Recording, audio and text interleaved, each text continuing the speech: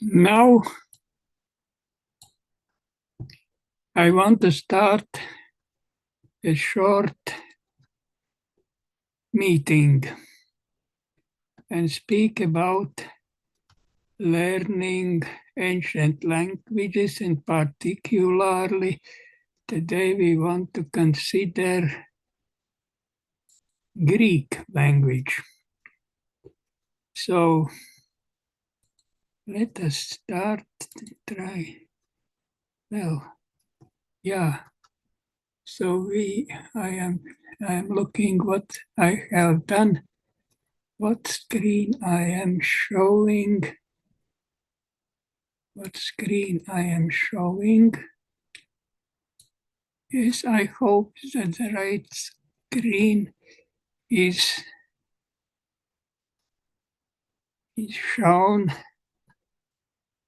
Here I show, yes, we are to consider one example of Greek language, little text from ancient Greek, and I want to record small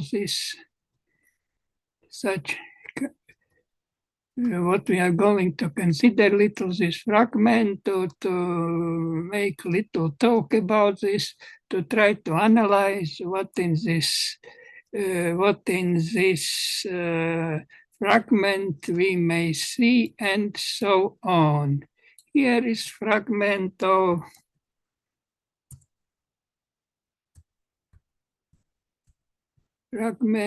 Clemens Alexandrinus.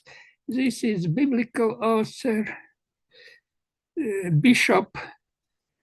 He lived in Alexandria, but yeah, about this I'm not going to much to speak. This is not my aim to.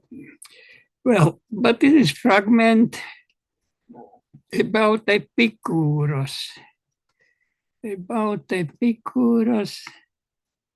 And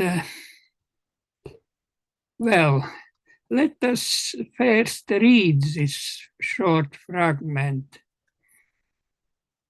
and then I try to discuss part of this fragment, and well, it is only experimental such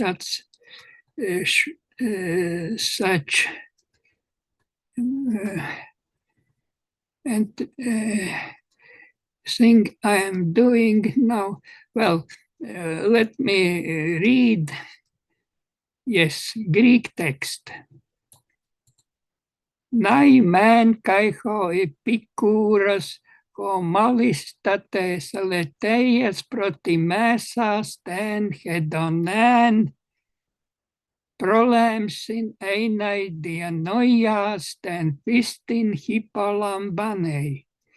Prolemsin de apodidosin epibolen epiti enarges, kai epiten energetu pragmatos epinoian. Me dinastai de me dene mete zetesai, mete aporesai, me de men doxasai, al ude elenksai horis prolemseos. And further little part which I had to poste an me echontis prolemsin hu efietai matoi perihusetei homatonde ede catalemsin poieten prolapsin. Prolapsis, yeah, this main term here, yes. And we have many translations. I did this. I tried to do several translations using some tools. It is sufficiently complicated text in some yes points. This is not quite easy text, and Tā vēl. Here is translation which gave DeepSeek. DeepSeek, and I may try to read.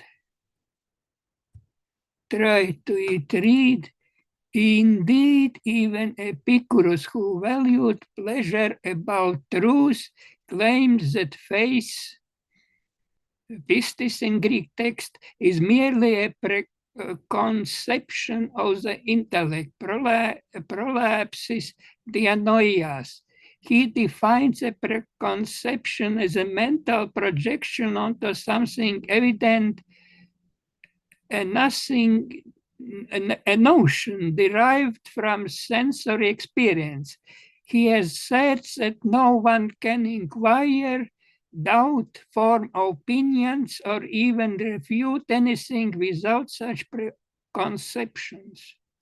But how could one learn what they seek without already possessing some preconception of it? And once learned, this preconception becomes a mere mental grasp. In Greek text, catalepsis. So several DeepSeek, but with DeepSeek text I have problems. I don't believe it says. So let's look at this Greek text, and I may try to explain some terms from this text. Well, I suppose that some people don't know even Greek letters. And so I show, here is word for Epicurus. Epicurus. Please try to discern these letters and to see that here just is said Epicurus. And here what he is, Clemens Alexandrinus, this bishop, in his this work Stromata, in this fragment, what he is saying, he is asserting the main assertion from there we can see in this first part, fragment, tās alētējas protimēsas tēn hedonen. Tās alētējas protimēsas tēn hedonen. 3 words in Greek. Hedone is most people translate simply as pleasure, but we may look on this term not quite so easily as pleasure, but it after some minute. But first, what word is main here in this sentence? This is aletheia. Aletheia is truth. And aletheia is truth, and there are nothing to be added or taken away. Aletheia, it is aletheia, it is truth. In Greek texts, it has main meaning. Maybe in dictionaries you may find something else too, but I don't know. I suspect that here is only one this meaning, aletheia, this is truth. And in truth, do you might understand what meaning has in the mouth of a bishop of Alexandria or who else he was there. What meaning has this word aletheia in the mouth of bishop? Of course, aletheia, it is aletheia. It is connected with teaching of Christ. and Bible, biblical on and ecclesiastical truth and things, and this all around this one point. Christus, Jesus Christus, and the church, and teaching of church, and all this is aletheia. And aletheia, and now he writes against Epicurus, but Epicurus, the ancient thinker, he is philosopher, as it is by Clemens. It's supposed to be to look on him as an ancient philosopher. And so aletheia for Epicurus might be something quite else than for Clemens of Alexandria. So he is arguing, he is attacking Epicurus on the subject of aletheia. And what he's saying, Clemens says aletheia, that Epicurus is protimei in Greek, protimei, to give beforehand, to choose, hedonan. Hedonet, this is pleasure, simplest meaning. Pleasure is giving beforehand pleasure to truth. But this sounds quite absurdity. How some person who could do such a full thing to protimei hedonen to aletheian in Greek words. Is it possible this? And for this reason, he says not quite just he is protimei aletheias hedonen, but he is malista. Malista, this means mostly, it is maybe, it is modifier, some modifier to this, maybe it looks like that malista, it looks perhaps it looks like or mostly many cases this occurs such this gives reason for him to say this Epicurus may be blamed for in many cases giving beforehand for pleasure over aletheia, over truth. And so this all is saying this thinking, this argument starts to look like this malisates aletheias protimesas ten hedonen. Look here, one more thing I showed. Malisas no. What? Malisates protimesas tes aletheias protimesas ten hedonen. Mostly or very often, or it looks like that this is the case that Epicurus shows that he gives protimei, gives beforehand hedonen to aletheias. But what hedone? Hedone, I want to stand on the word hedone. Hedone is pleasure, but this is the simplest meaning. But hedone, if we give as a contrast to aletheia, it seems something absurdity. How someone who can think in this way, look, on one hand we have aletheia, this is teaching of Christ, and hedone, this is teaching of, in the mouth of bishops, it can sound even, hedone may be connected with sins, and like that.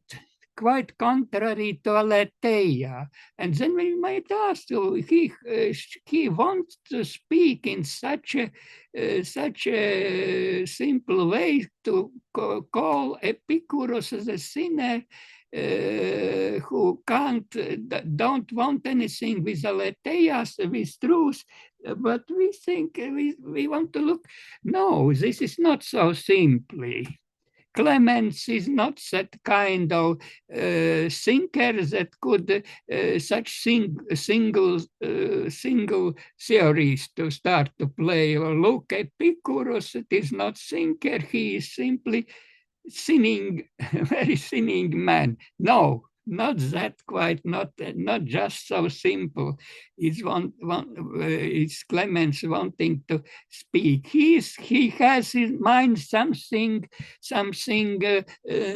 not so trivial things. He wants to say something more clever. And what is this something more clever? And then we are to modify the meaning of hedone. Hedone is not quite pleasure, but hedone is something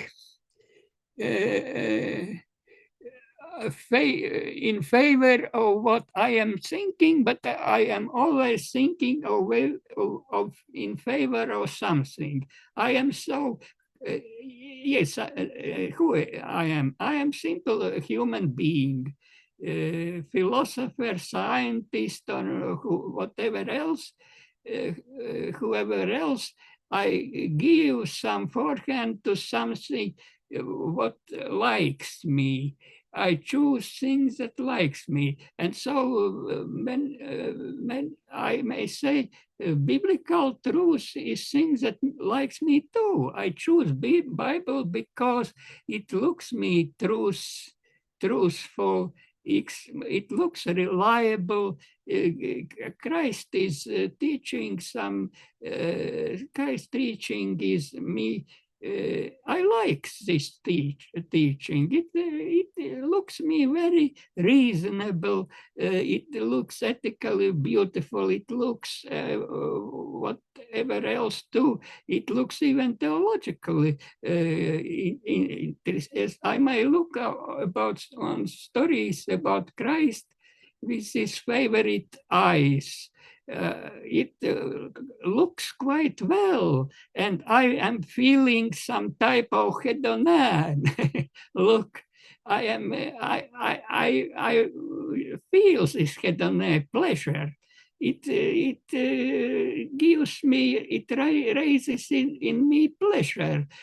Speaking about Christ, thinking about the truth, biblical, and so I am not bishop, but I am pastor, priest, and so I quite understand Clemens Alexandrinus likes this teaching of Christ.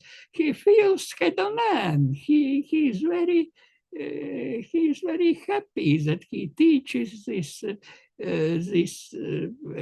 teaching. So, and hedonian, if you look on hedonian, that we'll see that hedonian may take some quite other dimension of meanings. It is it may be somewhat be moved closer to this aletheia.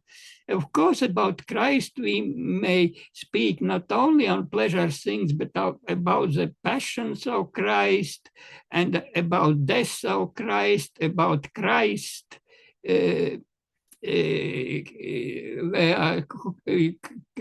Christ were crucified, crucifixion, all this martyrdom, and so all these things. These are, if we would want to them how to connect with notion of of hedonane, then we could have some trouble. Some trouble, not so easy. So we see hedonane, but speaking about this direction, we might see that look deeper in this notion hedonane. What is hedonane? We people are tending to do things which they like. People are working scientific works because they like this way that they have chosen to sacrifice their lives, and this is hedonah in some sense. This is enjoying of things which we are considering in our mind. We are full of joy about this way of life which we have chosen, and this all is hedonah. And when Clemens is arguing with Epicurus, then he places against Epicurus how he is operating with aletheia and hedonah. He might have in mind just this, that Epicurus malista in most cases, gives protimei, gives forehand to this good choice, these beautiful choices in this all this way of life. But maybe Clemens is saying that in case Epicurus had these choices which had Christians, they had to suffer passions, and they had to be attacked by enemies of church, and in this case, Clemens might be in mind that Epicurus would choose simple, more peaceful life. He would try to escape this Christian ways, this very, very consequent ways to stay on the Christ's path that is full on dangerous. Very often this is dangerous this way. In this this is that type of arguing Epicurus, of Clemens against Epicurus. So we may try to think in this way. Well, and further prolapses, the main terms are these prolapses, dianoia, it is mind, prolapses, this is preoccupation, some preoccupation, here in translation, preoccupation, but prolapses might be otherwise translated too. Prolapses, dianoias, this is mind. Prolapses, dianoias, this is precondition of mind. Dianoias, prolapses, precondition, not maybe not how to say, preoccupation of mind. What mind has in mind before perceiving some things, some notions, before mind starts to work, analyzing and what else doing.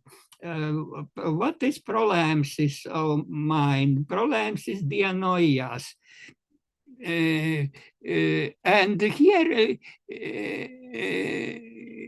but here is interesting.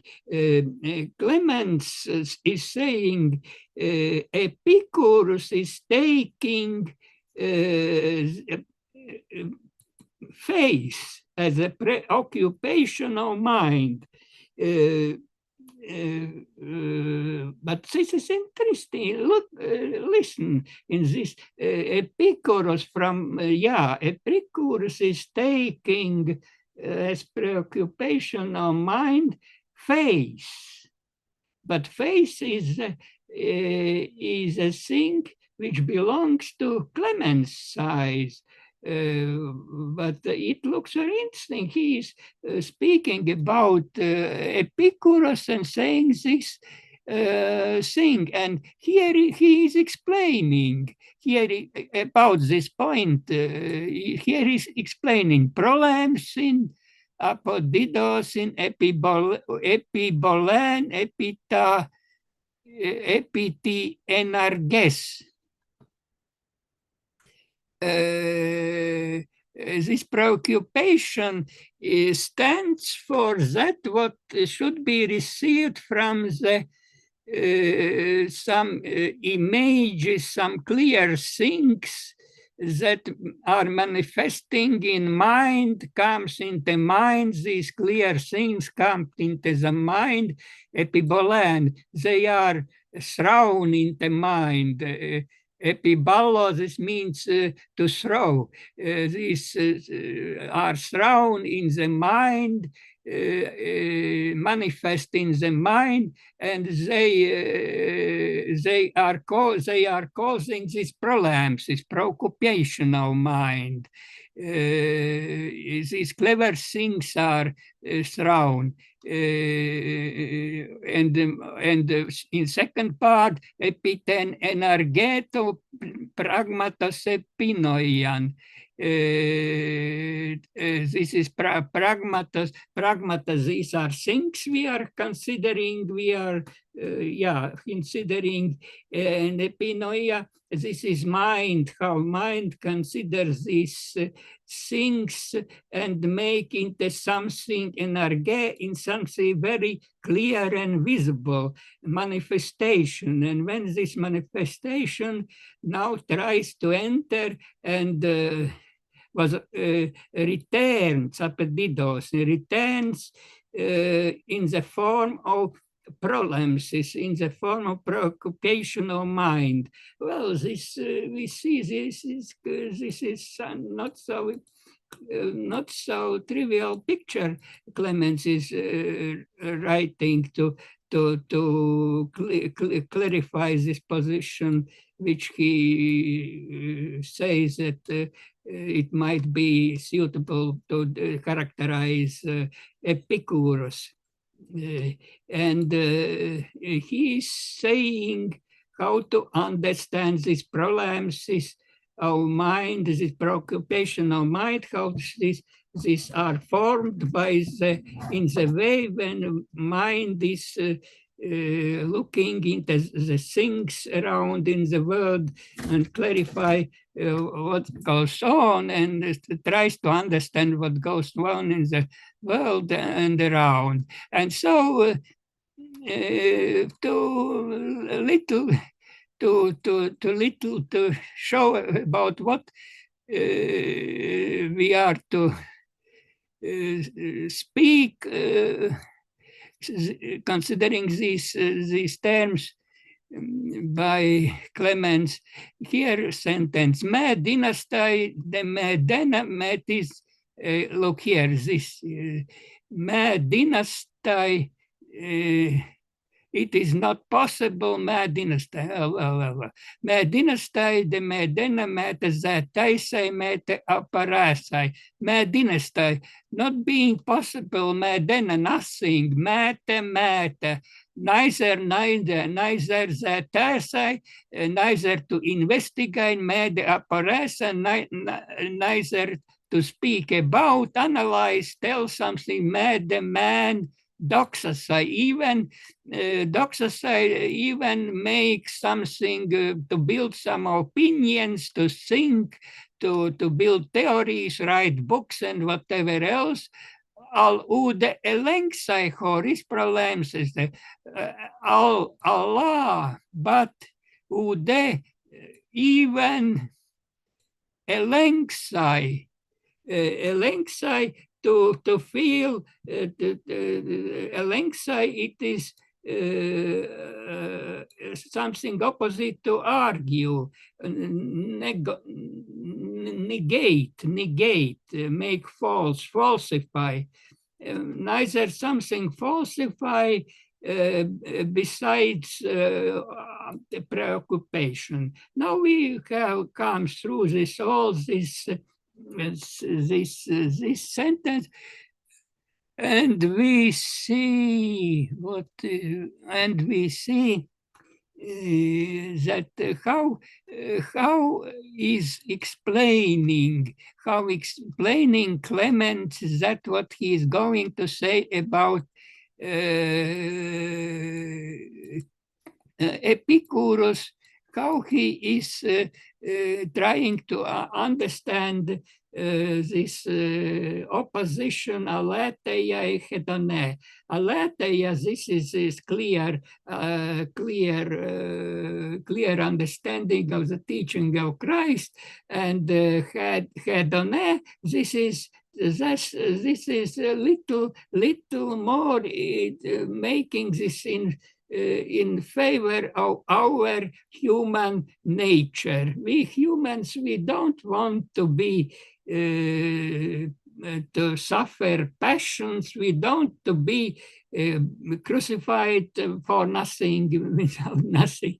We would live in peace, and we accept teachings of biblical teachings and teachings of faith, but we don't know in the first hand to be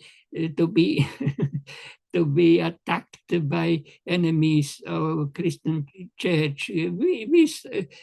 Clemens says we are ready to suffer these attacks of Church, but we are not in favor of this. We are not for that come in this world to suffer. For example, we are come in the world to live. Yes, we are sinners, and yes, we starting to live, we come to conviction that sin is in the world, that all these things that the Church is telling us in the teaching of Christ, we start to understand that what actually goes on in the world, not so always pleasure. We might be in favor to live in pleasure, in hedone, to feel only hedone, but Church of Christ is warning. No, you don't have to hope that your whole life should live in the hedone. There might become, if you choose to be Christian, you might choose different things, quite different, quite not in favor, as that might be characterized as hedone. Church is warning that life is not so easy, and even there for Christians there should be case when you are to choose. Either you suffer on Christ, you be crucified, or else you go away from church.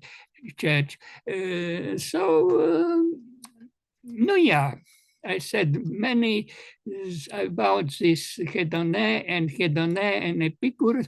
So this is not quite trivial thing that Clemens is arguing against Epicurus. He is arguing very clever. This is arguments of a theologian, Clemens, theologian against philosopher. And of course, different philosophers in ancient Greek we had. And now in this fragment, Clemens is arguing against one of philosophers, Epicurus. No, yeah, why is this? Because Epicurus just was so often speaking about hedonan. He was provocating. He was provocating in some sense such thinkers as Clemens Alexandrinus to criticize him, Epicurus, about his so often speaking about hedonan. Yes, Clemens takes this quarrel with Epicurus, and he is arguing against this choosing of hedonan. But in the same time, we must understand that hedonan is not quite something trivial and something very not so. And here this text tries to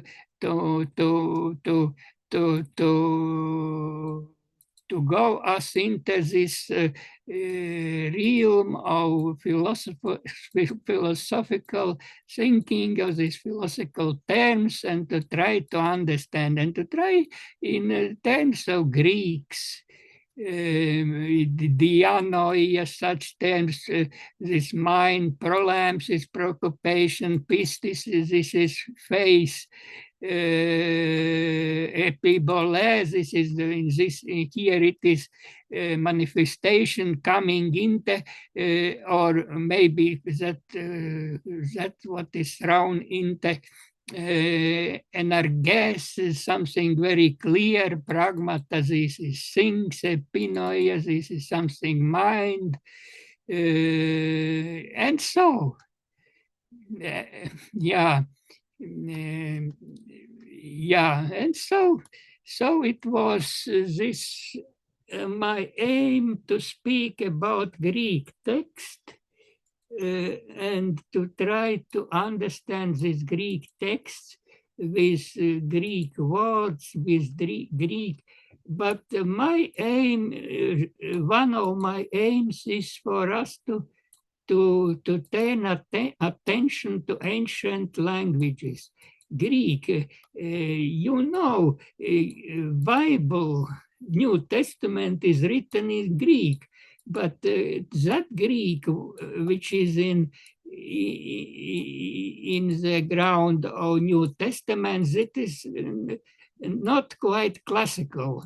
Philologists, linguists are classifying this language of New Testament a little different, but this language which we read here, this is language classical Greek. This is language of Plato. This is language of Xenophon. This and other Greek classical authors. This is classical Greek. And so my intention in some this little enterprise is to enter you in this world, and this I am trying to do in the format, in form of this, what Lingua.id.lv, this is my site in internet and readings. This is, I am going to perform such these lecturings or short readings and talkings about ancient languages, and among these languages, there should be Greek. And so yeah, I think this I have told always almost all, and so I am to end now. And how to end? Let me look how to end this. Yeah, well, thank you for attention, and now I am going to end.